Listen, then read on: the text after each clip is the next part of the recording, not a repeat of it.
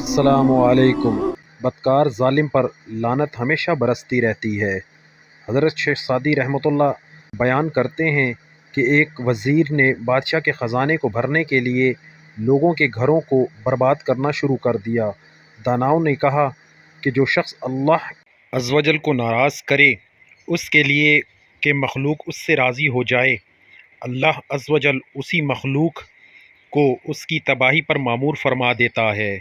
بھڑکتی ہوئی آگ بھی کالے دانے کا وہ حشر نہیں کرتی جو کسی کا دل جلانے کے بعد اس دل جلے کے دل سے اٹھنے والے دھوئیں سے ہوتی ہے۔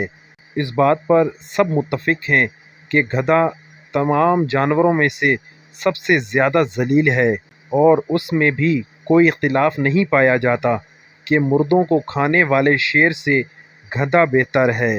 گدھا بدتمیز ہونے کے باوجود چونکہ بوجھ اٹھاتا ہے اس لیے اچھا لگتا ہے، اور مخلوق کو ستانے والا انسان بوجھ اٹھانے والے گدھے اور بیل سے بدتر ہے۔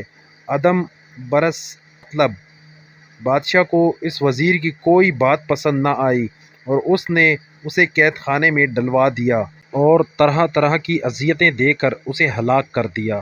بادشاہ کی رضامندی اس وقت تک حاصل نہیں ہوتی جب تک مخلوق کی دلجوئی نہ کی جائے۔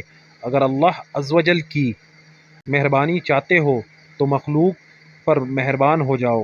جب وہ وزیر قید خانے میں تھا، اس کے پاس سے رعایا میں سے کوئی آیا اور اس کی اس بربادی کو دیکھ کر کہا کہ طاقت ہونے کے باوجود عہدے کے بل بوتے پر مخلوق کا مال ہڑپ کرنا سخت ہڈی کو گلے سے نگلا تو جا سکتا ہے مگر وہ ناف میں پہنچ کر